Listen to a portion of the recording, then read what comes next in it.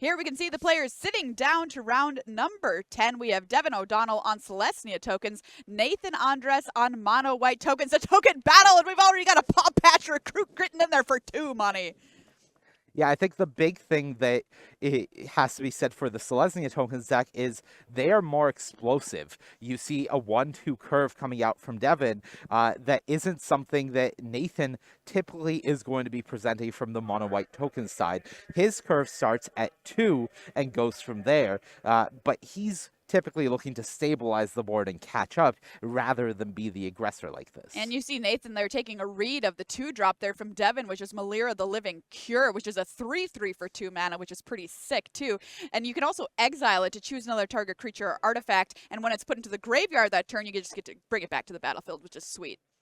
Yeah, and that is a get lost, I believe, coming out from Nathan, just addressing the Melira. But this is the value of the Paw Patch Patrol, just allowing you to get a counter from your creatures being targeted for removal, and that means the patrol gets bigger, so more damage coming through.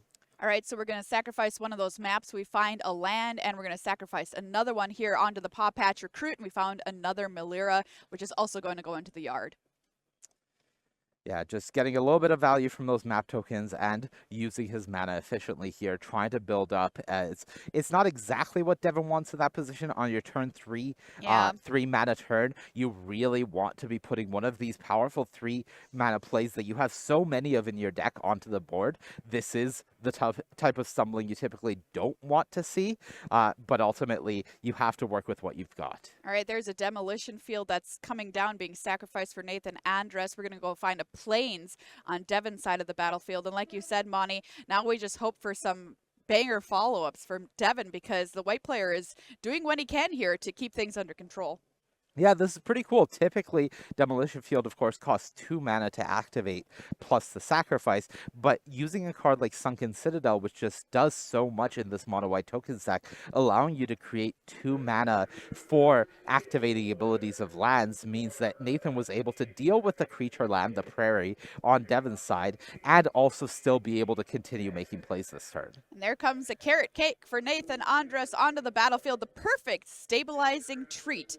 15 for Nathan Andress. Devon O'Donnell coming in with the attack now with that Paw Patch Recruit coming across for 4. Yeah, there's definitely pressure being mounted from Devon, and especially with the card that we hyped up so much in the open, the Overlord of the Mistmoors, being the follow-up here. And the question for Nathan here, the first big test is, do you have a Beza to try to get this board under control? Overlord of the Mistmoors there impending. We're going to get those 2 tokens coming with it. There we can see the judges being asked for the tokens onto the battlefield, some 2/1 flyers. Yeah, I think we're going to need a lot of those this match. Yeah, we just might. We just might. Yeah. All right, nothing there from Nathan Andress. Passes the turn back over to Devon O'Donnell. 2 mana tapped here. All right, it's a cage. All right, Collector's Cage coming down, and you see a 2, you see a 4. So if you make one of these other 2s a 3, that is going to be the 3 different powers that you're looking for from this activation. Of course, because Collector's Cage has a singular target and the ability needs to resolve for you to be able to get the second part of casting your Hideaway card, if Nathan has a removal spell here, he can buy some time and negate what Devon is trying to do.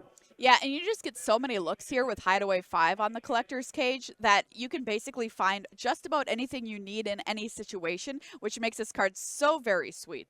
Yeah, it is a really cool card, and it is not that much of a mana commitment, which allows it to just really force your opponent into uncomfortable positions at various points. Yeah, and you can activate it on their turn as well, so you can just hang around and kind of see what's what before you decide to put that counter on something. Yeah, one of the cool things about Hideaway has always been it allowing you to ignore the potential timing restrictions of certain cards when it comes to casting, and that makes it so your opponent has to really worry about what the card under this cage could be, potentially on Nathan's end step, Devon could just be playing another Overlord of the Mistmores. Right. This time one that is able to make some tokens and immediately be attacking on the next turn.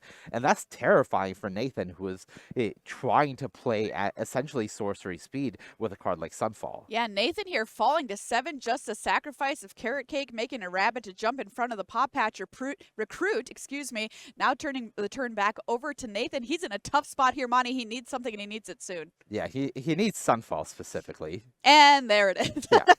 Ask and you shall receive. Yeah, the nice thing about this Sunfall is because it resets the board, it also means that there's nothing Devon can do with this Collector's Cage in response that would be a real problem for Nathan. So at least for the turn, things are stabilized, and that means Nathan has bought enough time to try to get this train rolling. All right, so that Sunfall there, creating the token that can be activated by Nathan to turn into a creature to actually win the game at some later point. Handy for a control deck to have some way to finish things out. Llanowar Elves is a play here for Devon, and that is not really what we want to see, passing the turn back over to Nathan. Well, it's a card I've wanted to see in Standard for quite a while, so yeah, that's true. I'm happy That's to see it, but maybe Devon is not in this exact position. Not exactly when you want to play your Llanowar Elves. How about that, Monty? Exactly. But it is a pretty sweet art.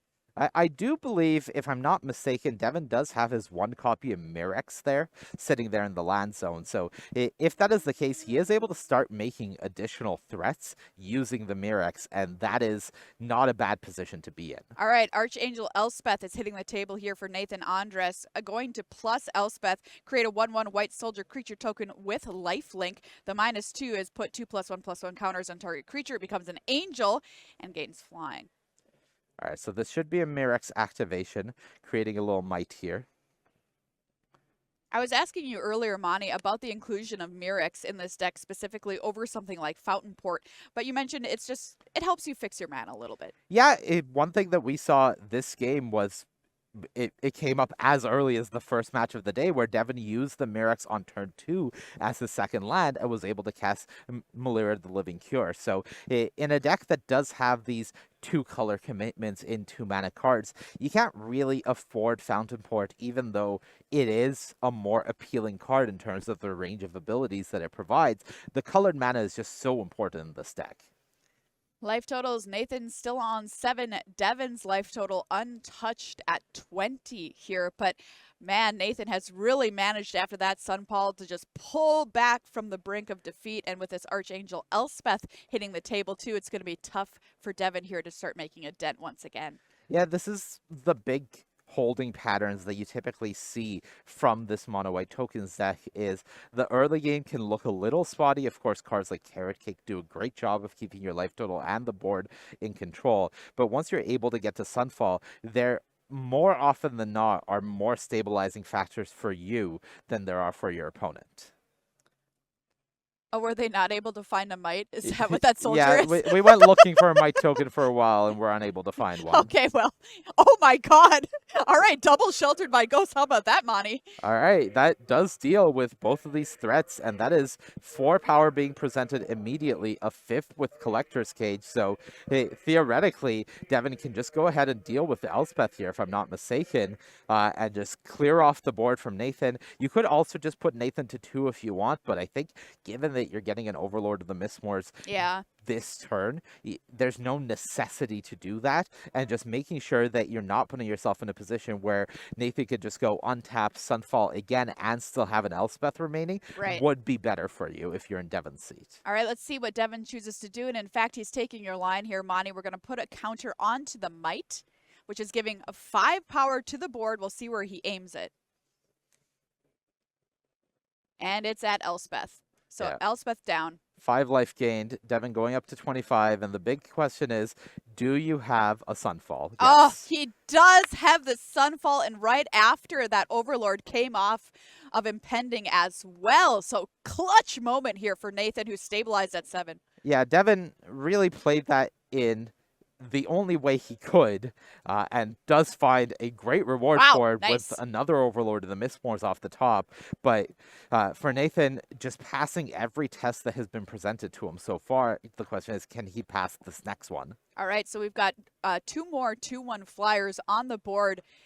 Another Sunfall? That's Sunfall number 3 from Nathan. You play 4 for a reason. That's so very true. Holy cow, we're going to get another Phyrexian token here. Okay, back over to Devon O'Donnell. Can you answer this again? He's not going to do anything, just passes. Yeah, this time it is just a pass. The impending Overlord does go down, but notably there is still a Mirex there in the land zone. So Devon has that all-important land that allows you to start getting value out of it every turn. But now that Nathan has finally weathered the storm enough, it is time for his own Overlord of the Mistmoors. And that means Nathan can finally start being the aggressor potentially. All right, one good Overlord deserves another Might token here made from Devon O'Donnell. What is that card under the collector's cage? Still don't know. It's going to be a while until we find out, as long as Devon is getting creatures at this pace. So true. I'm just so curious. Yeah, back over Could be anything. to Devon here. I mean, man, not a good position to be in. Like you said, Nathan Andress has just had the answer every single time. And Devon's like, hey, I've tried my best. I'm playing my creatures. I'm doing my thing. 3 Sunfalls, though, tough to face down. It's just really tough when you're bringing a deck like Selesnya Tokens to face a matchup like this where that exists. All right, we have Toby Friend to Beasties hitting the table here for Devon O'Donnell. Comes along with a 4/4 Friend, which can attack alone, but that's usually not a problem. That was a good draw because now the collector's cage is online. So depending on what this card under the cage is, the hideaway is live, assuming Devon doesn't target the Toby specifically. All right, here we go. We've targeted the Might counter. And what was it? Hey, it was a Sanguine Evangelist, which is a 2/1, which comes along with a little bat. It does come along with a little bat, and most importantly, it does have that battle cry ability. So when you've created a board this wide, suddenly you are in a position where you are able to present lethal again the next turn, theoretically, assuming some things go right for you. Sunfall number 4. That would be truly tragic if you're in Devon's seat. We're turning the Might sideways here. Double block. Nathan remains at 7. Devon passes the turn back over. Draw for Nathan. Can he answer this board that Devon, against all odds, has managed to amass after 3 Sunfalls? I think Beza, yeah. Beza, here we go. Yeah, Beza means that life goes back up, board goes back wide, and for Nathan, what he would really like to do if he has the 4th Sunfall or the singleton copy of a card like Split Up, is wait and buy time until that Overlord comes out of the impending and is truly on the board as a creature to fire that off. Nathan goes back up to 11. Devon O'Donnell still on 25 here, but with a board presence, which after what happened earlier in this game is pretty much all he can ask for at this point. The resilience of this mono white deck has just been time and time again on full display here, and you can really see why it is being so successful in the hands of Nathan here. This game has been an uphill battle the entire time, but Nathan has just made it look so good. Absolutely.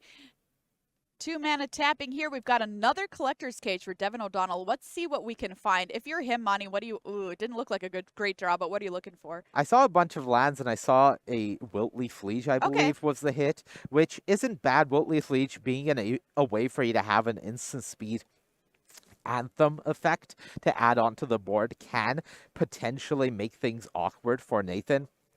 If he blocks it a way that is trying to get value or survive, that could be really good for Devon. A card like Overlord of the Mistmoors is, of course, excellent, but it's awkward because Collector's Cage is asking you to already have a board state, and then adding an Overlord to it is just a further board state. The big thing is Nathan's already gone through 3 Sunfalls, and there's only a limited number of mass removal in Nathan's deck. There's 1 more copy of Sunfall and 1 copy of Split Up here in the main deck. So eventually, if Devon just keeps presenting tough board after tough board after tough board, it will be enough to get the job done.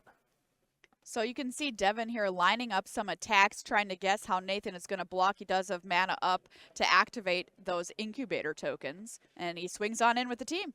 Yeah, I believe as things currently stand, the bat will be getting through with flying, just because there are no creatures with flying available to Nathan. So the bat has 3 damage being two damage, excuse me, being presented here. But everything else can and will warrant a block from Nathan. The battle cry on the Sanguine Evangelist, just calling that out as to how we're pumping up that little bat friend. And Nathan Andress here lining up these blocks. Should look pretty good. Yeah, has to be considering the two collector's cages able to add counters to this board. So that is the baseline of what can mess with the combat numbers, and then the potential of something being under one of the collector's cages as well with that hideaway to further mess up the numbers. Yeah, that's one of the other nice things about Collector's Cage. It's not a one and done, right? You can still activate it even after you've done your little trick with Hideaway with it. Yeah, it is just an incredibly powerful card that I think has been lacking a good home in Standard for quite a while, despite being legal since Thunder Junction last year. So it is nice to finally seeing it, finding that home and getting the love that you would hope for. Oh, it might be lethal here in this game. We'll find out. We're going to put one of those counters from the first Collector's Cage on Sanguine Evangelist. That was the one without Hideaway, so we still have that one available.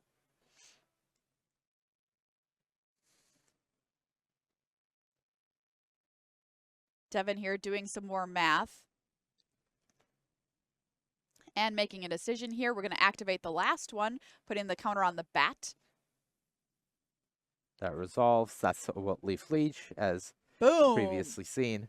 Well, Leaf Leech pumping up the team here for Devon O'Donnell. That is going to be Fountain Port, I believe, activated, sacking one of the blocking fish to draw a card, and the other fish does die. So just the bat getting on through, and I believe that was only 2 damage, 3 damage, excuse me, because of the battle cry. But the bat being a black creature means that the Wilt Leaf Legion is not pumping it. All right, so Nathan Andress down to 8 after that attack from Devon O'Donnell. Back over to Nathan now, seeing if we can once again try and stabilize against all this damage that the green-white deck is pushing through. Overlord of the Mistmoors on Impending is the play. 2 more 2/1s enter the battlefield. All right, more flying now. That is a blocker available for the bat, as well as should Toby have gotten online before it went to the graveyard. But now Nathan has had to let Devon untap with an Overlord of the Mistmoors, and that means this board is going to very quickly become problematic. Yeah, Nathan's follow-up there, a carrot cake. Back over to Devon O'Donnell, trying to close this game out, if at all possible, against Nathan Andress. It's been tricky. Nathan's had an answer for almost everything that Devon has played so far this game, but has not found that 4th Sunfall, so we still have creatures on the board on Devon's side. Yeah, the big things right now are the 4th Sunfall and the Split Up that is a 1 of in this deck, so 2 collector's cages available now with 4 creature tokens on the board. I believe all creature tokens that Devon has available do have flying. So that beast token being made by Toby will also have to have a flying blocker put in front of it. It's a great point, Monty. Here's a swing all out from Devon O'Donnell. Nathan Andress lining up the blocks. And I believe as Overlord, things stand, with the battle cry as well as the 2 cages, Devon is presenting 7 damage getting through here. That would put Nathan down to 1. And we've activated those 2 cages counters going on the Wilt Leaf Liege. And once the dust settles, Nathan Andress falls to 1, just like you said, Monty. Some carnage there on the battlefield. And excuse me, Toby did die the previous turn, so the token did not have flying, but that did not change anything on this board state. Can Nathan... There's a lot of permanence here. There are, and a lot of stuff pumping up other stuff. Can Nathan get himself out of this for the 100th time in this game, sitting at 1 life versus this tokens player, and he's going to scoop him up. That's game number 1 going to Devon O'Donnell. Yeah, ultimately, Devon had to fight through 3 Sunfalls and just keep knocking at the door, but eventually was able to break his way through and get those last points of damage, and that is the power of this Selesnya tokens Devon's deck. Wow, that was incredible stuff, Monty. As an aggressive player, I don't mean to play favorites, but come on, this deck is sweet, and so very rarely do you have those moments where you go up against a bad matchup and you're just able to claw your way across the finish line. We do love clawing our way across the finish line. We do. In this house, we believe that you can claw your way across the finish line. I don't know. No. I think that was good. I think that was a great point. I'm going to buy the sign and put it in my front yard. In this house. In this house. Let's take a look at the sideboards here for these two players. Kicking things off with Nathan Andress on the back foot. Sideboard looks good, Ani. Sideboard looks good. The big thing, as you do see the players, day 2 of this tournament, open deck list. So now there is no hidden information. Everybody knows what everybody is working with and what people have access to. And that is very important. As for Devon, he already knows that there's one copy of Split Up in the main deck. There's definitely a second copy of Split Up that is going to be joining the game here. And that means Devon will have to be paying careful attention to how many creatures at any given point he is putting untapped or tapped.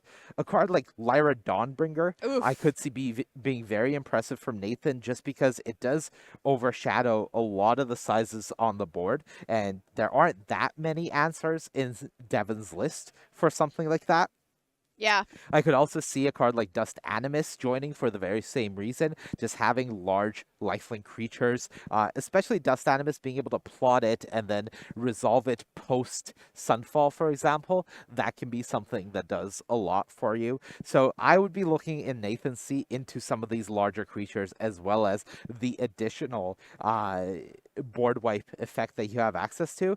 I could also be interested in something like a Sarah Paragon potentially because you saw how grindy that game was, being able to grind further. Yeah, I mean, just having creatures that are better on stats, period, I think would be great for somebody like Nathan in this spot. Do you think that Devon's deck is aggressive enough to consider anything like Authority for the consoles? No, typically Authority is a card that you are saving for decks that are presenting haste. If you're not getting great value out of that enters the battlefield tapped ability, the life total gain isn't going to do that much for you just because, as you saw in that Selesnya Tokens game, Devon isn't really attacking in chunks of 2 and 3. When this deck is in a winning position, it's going to be attacking in chunks of 8 and 10, and the minor life total advantages are not going to do that much. Okay, great point.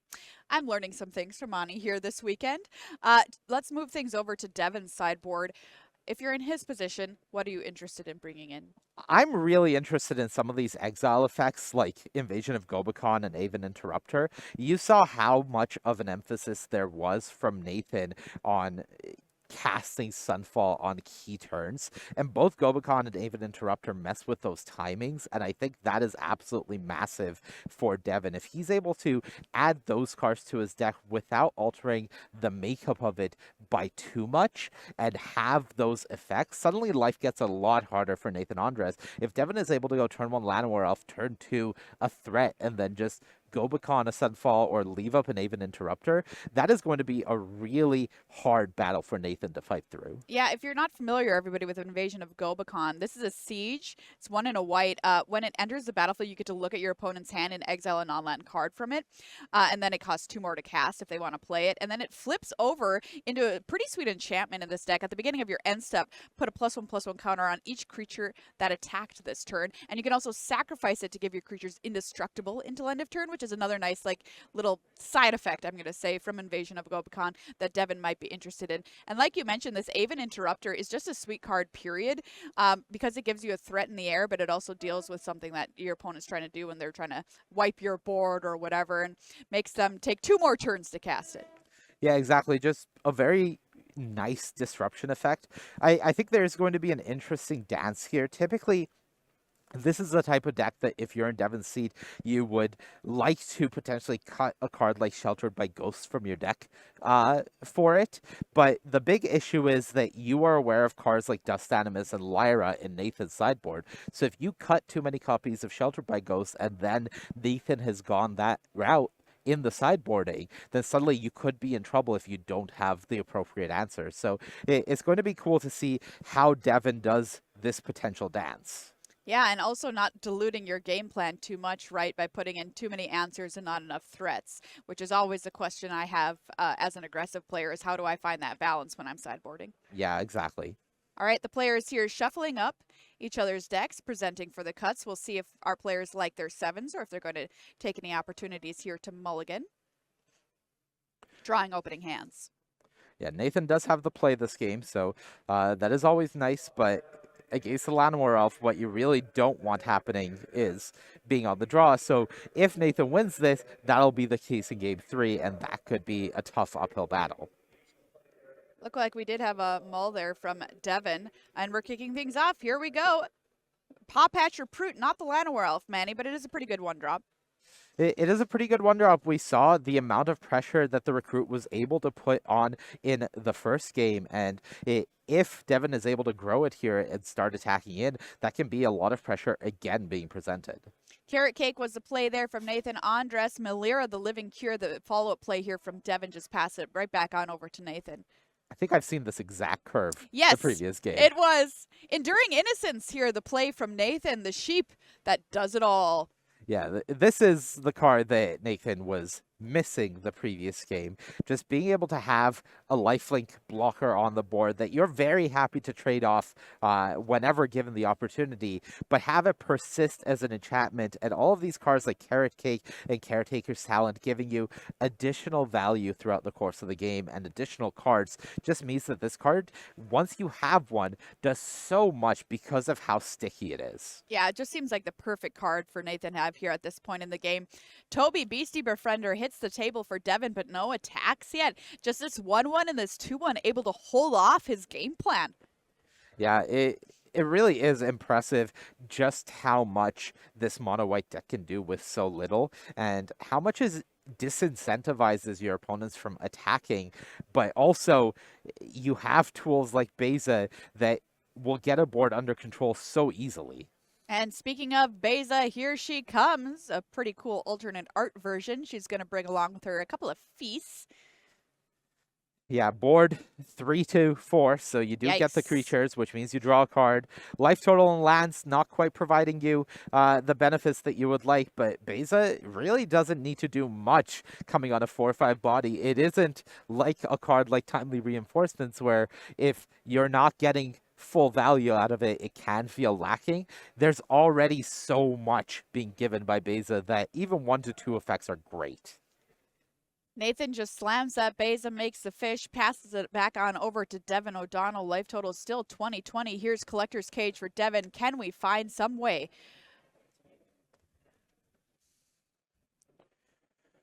to deal with Nathan, who looks like he's really in control of this game? Yeah, I think there is a big ask being put on Devon of how can you start breaking through here, because time is not on your side. And one thing that we saw in the previous game was because Devon was so firmly in the driver's seat, he was able to require Nathan to fire off a Sunfall in a position that maybe Nathan didn't want to. That's not the case this game. Devon needs to put a decent more on this board if he wants to start asking questions of Nathan that are difficult to answer. There's the choice. Hideaway. I don't know what the past tense of that is under Collector's Cage for Devon O'Donnell. You can see his hands up there going right to his face. He's not in a great position currently, but he is going to activate that cage right away. Yeah, I think there is a question of what is here. Is it an invasion of Gobakon or something? As maybe Devon reconsidering this. All right, he's going to go for it. The counter goes on to the beast, and yes, indeed, Invasion of Gobakon is the card that's cast for free. Nathan here taking a look at it, and pretty soon Devon will be taking a look at Nathan's hand. Yeah, Battles, of course, a new card type last year, one that we had not seen before. So there's the Sunfall. You get to see it, you get to remove it, or at least know about it, whether you actually want to remove it or not here. Almost certainly the case. Now, that's not a permanent removal. It just is going to cost 2 more to cast. But the big thing for Devon is he has full information of what to work through now. All right, so Sunfall tucked away under the invasion of Gobakon there for Devon O'Donnell, who passed the turn back over to Nathan. Now, there is one cool thing happening in Devon's sideboard plan with the invasion of Gobakon and the Aven Interrupter is the tax can stack. If you Sure. invasion of Gobakon a Sunfall, it's going to cost 7 to cast from exile.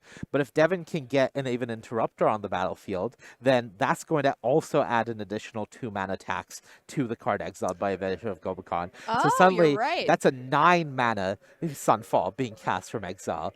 And this can be really helpful when you're trying to push your opponent into awkward positions. Yeah, that's very true, Monty, because Aven Interrupter says spells your opponents cast from graveyards or from exile cost 2 more to cast. Doesn't care how they got there. It doesn't have to put them there. Invasion of Gobakon could have put them there as well.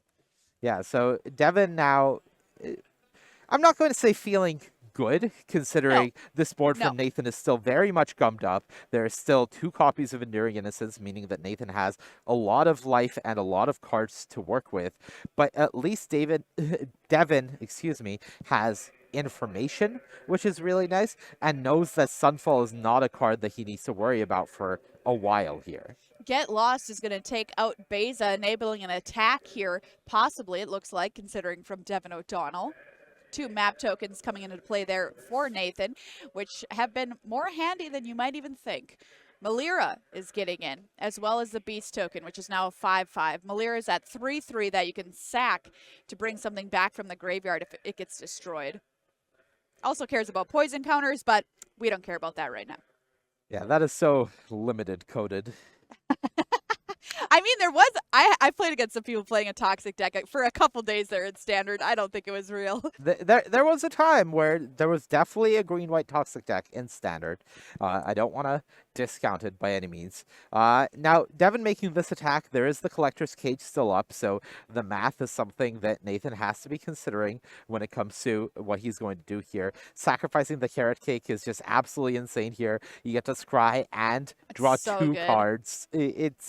There's just so much value from this mono white deck. It is so impressive. Yeah, and with these 2 sheep in play too, just disgusting. Look at this! They're all going in front. The team jumps in front of the monster. We're not scared. Yeah, just saying that if you want to kill both these innocences, I am cool with it. Yeah, However doesn't many matter. of these creatures you want to get off the board, I am cool with it. Wowza. Team jumping in front of the monster. We'll see what goes down. All of the tokens. The 2 sheep survive the assault. Yeah, now this is nice because Devon has done a great job of getting the board somewhat under control, and now he can start attacking wider if he would like. Paw Patch Recruit is the follow-up play from Devon, and it's coming in with its Offspring, which you've mentioned is a great little card that helps pass around counters once things are individually targeted. Yeah, typically not how Nathan wants to address this game, but always an option. A backup Beza is the play here for Nathan. It's so depressing if you're in Devon's seat. Beza's It is. coming down, making 2 more bodies, drawing 2 more cards, and it's just like, come on. I mean, honestly, that's how you just described it so perfectly, Monty. That is how I feel playing against a mono white tokens player. Depressed. That's the word. Because it's like you're doing everything that you could possibly do with your deck, but your opponent isn't even breaking a sweat, man. Yeah, and I hate drawing attention to it, but it's something that we do really have to consider in a grindy matchup like this. It is 16 minutes left in the round, and we are in the thick of a game 2 that I have no idea if it can end. And currently, I'm going to say this, it looks good for Devon if this game continues on without a resolution, because if they go to time in the second game, Devon being up a game will win. Yeah, that's true. There is a lot of emphasis on Nathan right now to try to find a game win somewhere here within this time. If he does, there's a very good chance, unless Devon has a great draw in game 3 and Nathan doesn't, that the match will just end in a tie. But right now, Nathan has to find a win. So there's a big question being asked of Nathan to find a card like Overlord of the Mistmorphs to be able to actually start attacking, because as gummed up as the board is currently for Nathan, it is equally gummed up for Devon. And look at this. Nathan here mounting an attack up against Devon might have considered what you were saying and heard it through osmosis here, Monty. I also think this is maybe not heavily indicating, but strongly suggesting Nathan may have a split up here. Yeah. I think that's the type of card that, when your opponent's entire board looks untapped, makes you want to turn all of your relevant creatures sideways. So here's the attack coming in from Nathan. A couple of fish, 2 Enduring Innocence and Beza. Fish go down in combat. Devon O'Donnell falls down to 12. Nathan Andress at 28. And there indeed is the split up, Monty. Yeah, and Brutal. Devon is done. And there's the scoop up. That is just an awful spell to see if you're in Devon O'Donnell's seat. We are now evening things up. 1 game apiece. Devon O'Donnell, Nathan Andress are 2 9-0 players left in the tournament. By the time this match is done, only 1 player will have a perfect record. Going to the sideboards once again. Yeah, I think that was the flip side of what I was talking about with the time is as long as Devon thinks the game is in a stalemate, he'll want to draw it out because it's in his favor. Right. But as soon as the game is not in a stalemate and it does look like Nathan is going to be winning it, Devon wants to get to game 3 as soon as possible because suddenly he wants to not have the match end in a tie. He wants to be playing for the win at all points. And this is the line that plays for the win. Well, in good news here for Devon O'Donnell is the fact that we get to be on the play here this turn. Yeah, this game. absolutely. And one thing that we haven't seen from Devon so far is a turn 1 Llanowar Elf. And as is true with essentially any Llanowar Elf deck in any format, if you start with a Llanowar Elf, it is a massive difference. So if Devon is able to have a turn 1 Llanowar Elf draw on the play here in the 3rd game, that could be the speed and difference he needs to get the job done. So as we're thinking about these sideboards, are we doing anything differently here coming into game 3 for Devon? I don't think you're doing things too differently. The cards that we saw Devon bringing in, the Invasion of Gobakon, and you have to assume, even though we didn't see one, the Aven Interrupters, they are going to be just as relevant here in the 3rd game as they were in the 2nd. You want to interrupt Nathan from being able to address your board. I think that there is a chance if Devon kept in some removal spells, like Sheltered by Ghost, he may be interested in potentially less this game, but even then, I don't think that's the case. I think that the sideboarding for Devon is going to be about the same in most cases. I could maybe see him having an extra Leaf Leech here for pressure on the play that he wouldn't have on the draw, but these are the type of numbers that don't typically change that much, at least in a matchup like this. All right, it sounds like both players have kept their opening hands, and we are underway here for game number 3. Llanowar Elves, just like you drew it up, Monty. Turn 1 play for Devon O'Donnell. Step 1 done. This is how you begin a battle that is overwhelming from the Selesnya token side. And here we go. Toby Beastie Befriender hits the table. Enormous pressure early on. The 1/1 coming along with its 4/4 friend. Yeah, there's only one copy of Toby in this deck from Devon, but he has had it every single game, and that is a nice place to be. Ooh, and there is that bird that you were talking about earlier out of the sideboard there for the mono-white player. Yeah, the Dust Animus, not exactly how you want to be playing this, but ultimately right now the big thing for Nathan is survival. So you just want to get on the board and disincentivize as many attacks as you can from Devon. All right, Sanguine Evangelist, a follow-up play here from Devon, but blocked any attack from Devon previous turn. So this Dust Animus now turning sideways, getting in there. That's a split up. That's a split up if I've ever seen one. Split them up! There it is! Yeah, this is the disaster. The bat should be gone as well, no? I would imagine so. The Llanowar Elf survived it, though. Oh, excuse me. The Evangelist makes the bat when it dies. That is, it's the same bat token, but it's not the same bat token. This is the bat token from the Evangelist dying. And you do see that line of text on Toby that says this creature can't attack or block alone is more than just flavor text, as the previous turn, the 4/4 beast was held back by Devon not wanting to throw Toby away into the Dust Animus. Yeah, that's a great point. Malira, the Living Cure, hits the table here for Devon after an attack that took Nathan down to 18. Carrot Cake the play here for Nathan. Bringing in Bunny with it. Taking a look at the top of the deck, and we're going to leave it there. Bad news for Devon. Yeah, Nathan has a Sunfall in hand as well, so I wasn't sure if he had the 4th land, but he does, so he is working his way towards that board wipes. Second board wipe, excuse me. Yeah, exactly.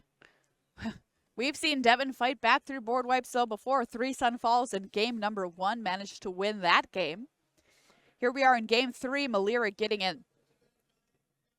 Yeah, Malira as a 3-3. I'm curious if Nathan wants to double block this. I think this is the exact type of position where he does, as keeping the board in check from Devon is really important for Nathan here. Follow-up play, Paw Patch Recruit from Devon with Offspring. And pass the turn back. The Dust Animus fell there to the attack from Malira, but it did get Malira off the board. And here's 5 mana, and here's Sunfall. There's the bird, though. Interrupter! Yeah, this is exactly how you draw it up if you're in Devon's seat, because now you've gotten rid of the Sunfall. That is being taxed, and here we go. Oh, Llama land! Up. Llama activated! Swing with the team!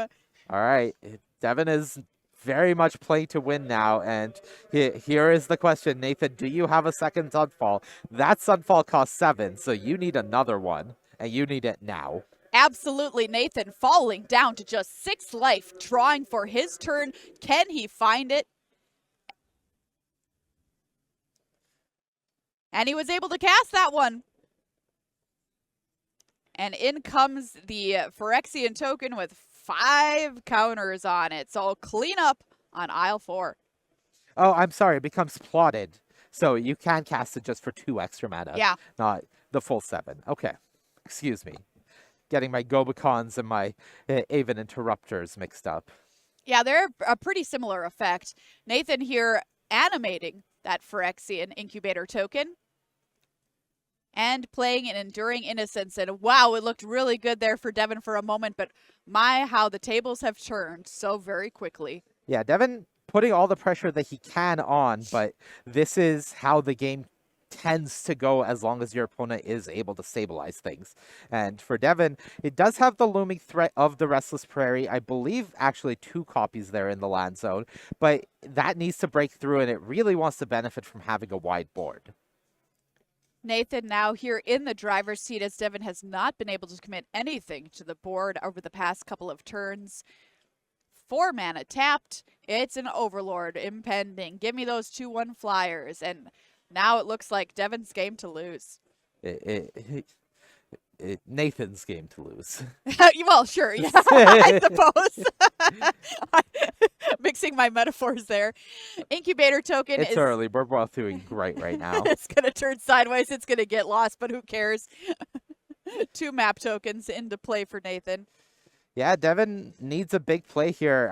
I'm curious if he has something like an Overlord of the Mistmoors that he can potentially cast without impending here, because as things stand, a card like Invasion of Gobakon is great when you're trying to prevent your opponent from, Oh, there it is. There's the handshake. Wiping you, but not great when you're dying. Yeah, Devon sees the writing on the wall there in the form of Nathan Andress' hand, and that is Nathan Andress improving to 10-0.